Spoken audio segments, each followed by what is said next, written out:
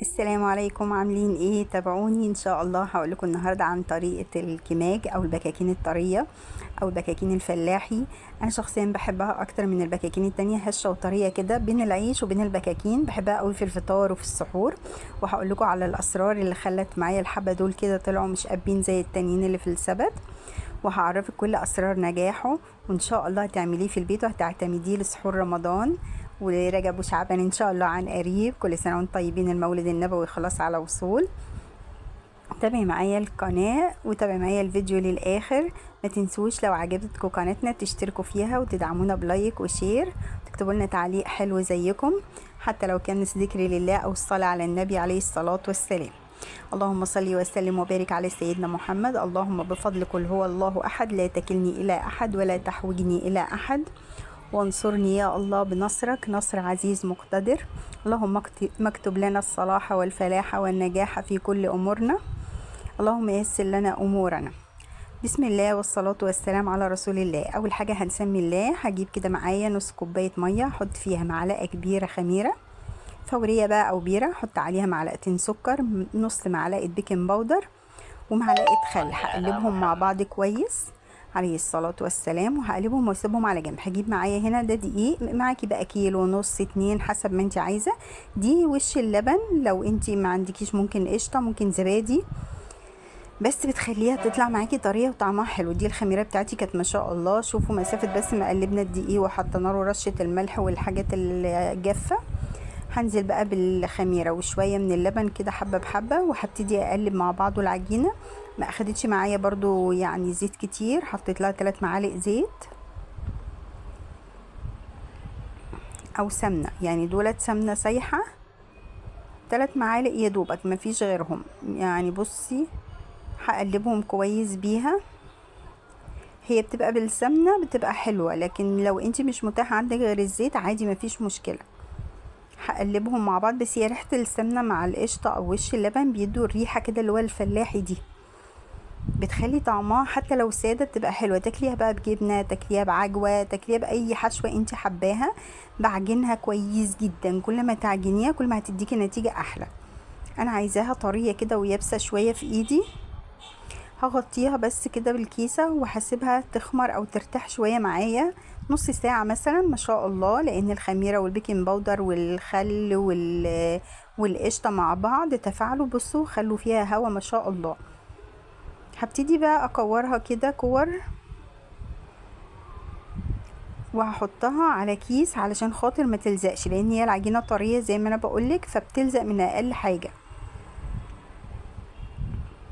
اللهم صل وسلم على سيدنا محمد. انا قطعت الكميه كلها، هغطيها برضو بكيس عشان ما تنشفش، وهسيبها ترتاح شويه. وهبتدي بقى اشكل فيها. بحط دقيق تحتيها، ولازم وانتي بتفردي تقلبيها على الوش ده شويه والوش ده شويه. ما ينفعش تفضلي تقلبي من وش واحد او تبططي من وش واحد، لا لازم تقلبي كده على الوش ده وبعدين تقلبيها على الوش التاني برضو تفردي فيها. قطعيها بقى مثلثات، قطعيها هلال زي ما انت عايزه، حسب برضو حجم العجينه في ايدك. لما تفرديها ما تفرديهاش قوي، يعني وسط، تخلي فيها سمك شويه علشان خاطر لما تخمر معاكي تنفش وتديكي البالونات اللي هنعملها دلوقتي. اللهم صل وسلم على سيدنا محمد. زي ما قلت لك بصي، عشان بيبقى طريه بتلزق معاكي، فانت تحاولي ترشي كده دقيق وتفرديها. تقطعيها بقى 4/4، تقطعيها ربعين او نصين براحتك. يعني دي انا كبيره هقطعها 4. لما بتخمر بيبقى حجمها حلو. اهم حاجه في الكماج ان انت تسيبيه يخمر علشان خاطر يفصل الطبقتين عن بعض. الخمر ده بيدخل الهواء بين الطبقتين. وتكوني مسخنه الصاجه بتاعتك دي كويس جدا، يعني من قبل ما تبتدي تولعي، علشان من قبل ما تبتدي تحدفي كده فيها او عشان تسوي تكوني مسخناها على الاقل ربع ساعه. اللهم صل وسلم على سيدنا محمد. يكون الصاج بتاعك ده سخن جدا في قلب الفرن مولعاه زي ما قلت لك قبلها بربع ساعه. تبتدي تحدفيهم كده عليها وتدخليهم. ممكن تولعي الشوايه ولا لا. بصي انا نسيت اوريكي ان انت لما تيجي تاخديها تكوني حاطه تحتيها قماشه وتشيلي كده بالراحه عشان الخمر بتاعك ما يروحش. انا نسيت اوريها لكم في المره الاولانيه. بصي بقى بتخمر معاكي، بتطلع تنفش زي ما انت شايفه المنظر. بصوا الجمال، لا سحر ولا شعوذه. دي اول غلطه، ان انا لما اقولك بقى ليه اللي خلى الحبه الاخرع معايا ما نفشوش وعملوا كده، كنت انا حطيتهم على صينيه من غير ما افرد تحتيهم قماشه زي اللي انا كنت فرشاها في دولت. فجيت لما جيت اشيلهم الخمر بتاعهم راح. لما تيجي تطلعيها من الفرن، بصوا اللون الذهبي ده، انا عايزاها تاخد اللون الذهبي ده. هي بتبقى في الافران افتح شويه، بس هو اللون الذهبي ده بيبقى حلو، اللي هي بتحسي ان انتي بتاكلي يعني برضو لقمه حلوه مستويه معاكي. لما تطلعيها طلعيها على فوطه علشان برضو ما تعرقش معاكي وتنشف، يعني تبصي تلاقيها او تعجن يعني قصدي.